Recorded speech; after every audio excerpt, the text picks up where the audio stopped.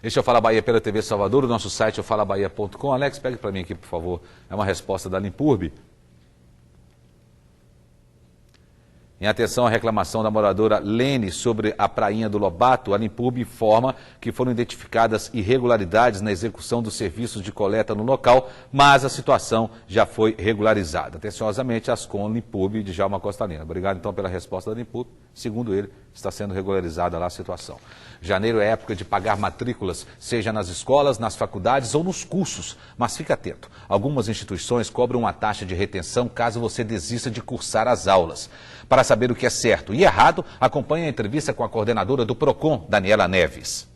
Boa noite, amigos do Fala Bahia da TV Salvador. Estamos aqui com a Daniela Neves, ela que é coordenadora dos postos de atendimento do PROCON. E a gente vai falar sobre um assunto que é bastante comum nessa época do ano, a taxa de retenção de matrícula nos estabelecimentos de ensino.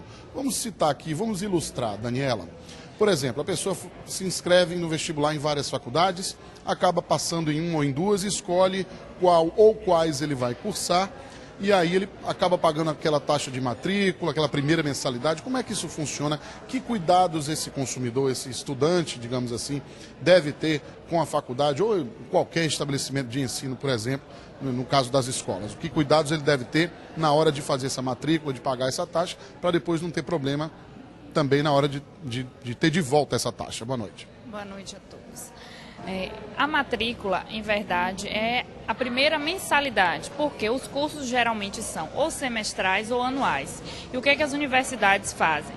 Elas dividem pela quantidade de meses existentes referentes. Ou o semestre são 6 parcelas ou o anual 12 parcelas. Então, o que hoje se chama de matrícula é a primeira mensalidade. Então, o aluno, se ele tem que verificar no contrato quais são as condições para a desistência desse contrato, e nós orientamos o seguinte: se ele solicita o cancelamento da matrícula antes do início das aulas, a universidade ela não pode reter a mensalidade já paga.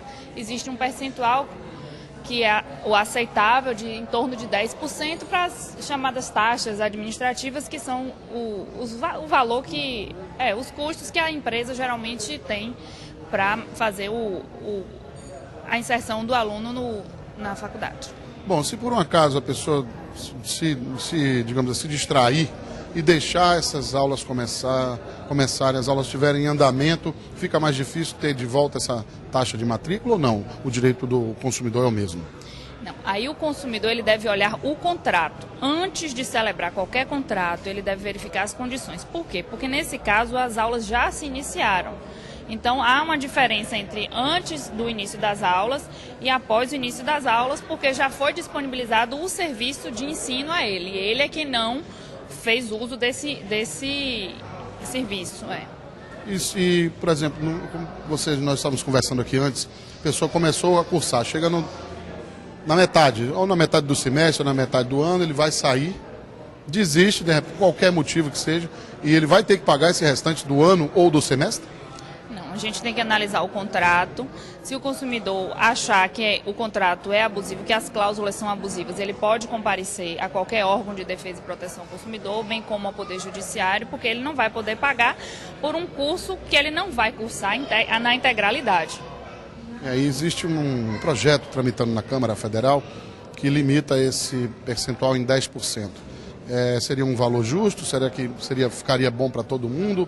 Ou ainda assim o consumidor pode recorrer?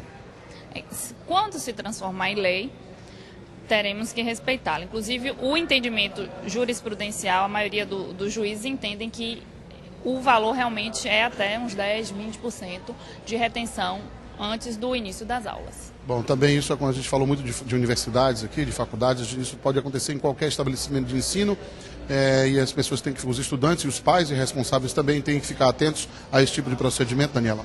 Exato, porque a legislação ainda não estipula um valor para a questão da desistência. Então, todas as instituições de ensino devem respeitar esse percentual.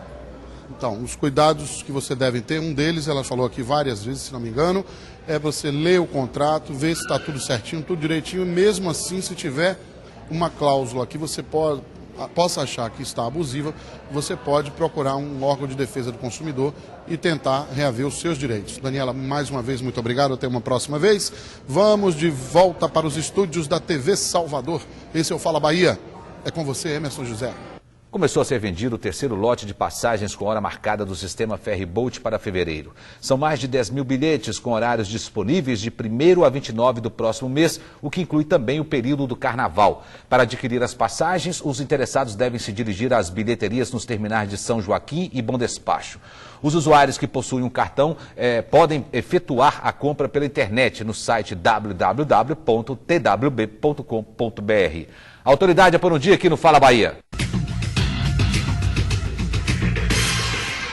Se fosse mudar alguma coisa, eu seria prefeita para mudar, fazer umas ações por causa do trânsito. Aqui é muito lento, é congestionante e muitas pessoas dentro do ônibus. Acho que podia ter mais transporte. Melhorar esse engarrafamento aí, dar uma pressa nesse trem que tá para vir, né? Que promete e nunca vem. O povo tá esperando. Obrigado, Thaís, pela sua participação. E o Fala Bahia volta daqui a pouquinho com o futebol.